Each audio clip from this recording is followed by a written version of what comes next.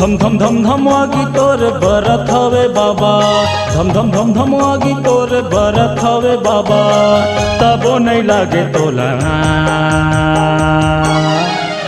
कैसे बरत हवे बाबा तोर धुनी के धधा, कैसे बरत हवे गुरु तोर धुनी के धधा, कैसे बरत हवे बाबा तोर धुनी के धधा, कैसे बरत हवे गुरु तोर धुनी के धधा।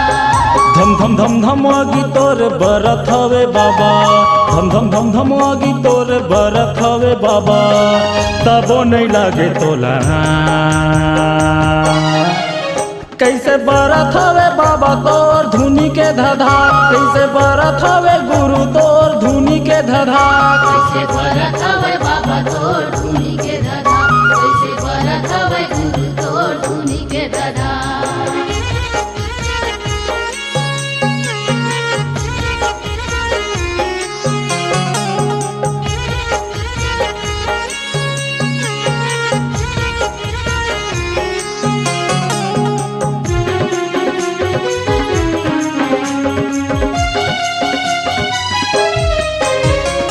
अठारह दिसंबर आगे लगे हवाई मेला बाबा, लगे हवाई मेला, लगे हवाई मेला बाबा, लगे हवाई मेला, लगे हवाई मेला गुरु, लगे हवाई मेला।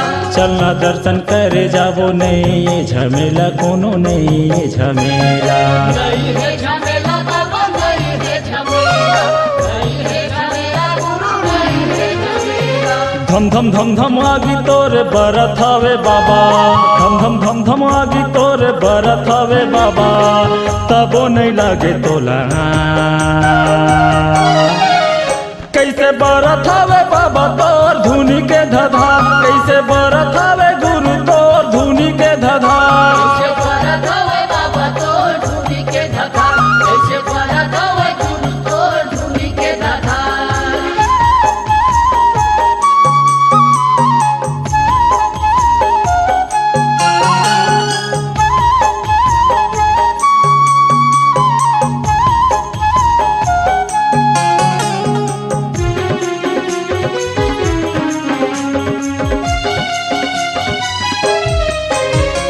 जोड़ जते खाम हव सत्य के निशानी बाबा, सत्य के निशानी, सत्य के निशानी बाबा, सत्य के निशानी, सत्य के निशानी गुरु, सत्य के निशानी। सत्य मरे गैया बाबा सच्चा तोरे बानी, गुरु सच्चा तोरे बानी, सच्चा तोरे बानी बाबा, सच्चा तोरे बानी, सच्चा तोरे बानी गुरु, सच्चा तोरे बानी। धम धम धम धम आगी तोरे बरत हवे बाबा, धम धम धम धम आगी तोरे बरत हवे बाबा, तबो नहीं लागे तोला। कैसे बरत हवे बाबा तोर धुनी के धधा, कैसे बरत हवे गुरु तोर धुनी के धधा, कैसे बरत हवे बाबा तोर धुनी के धधा, कैसे बरत हवे गुरु तोर धुनी के धधा। धम धम धम धम आगी तोर बरत हवे बाबा, धम धम धम धम आगी तोर बरत हवे बाबा, तो नहीं लागे तोला।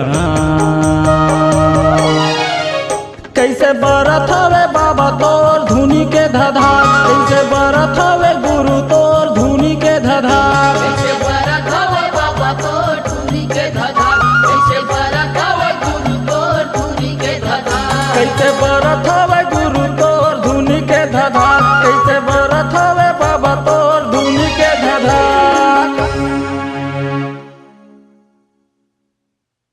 अगर आप अपनी आवाज को एक नया आयाम देना चाहते हैं तो चले आइए मल्टी ट्रैक डिजिटल रिकॉर्डिंग के लिए संपर्क करें HK म्यूजिक कंपनी, कोटा डबरी, चांपा, छत्तीसगढ़। मोबाइल नंबर है 9329238487 और 8085380339।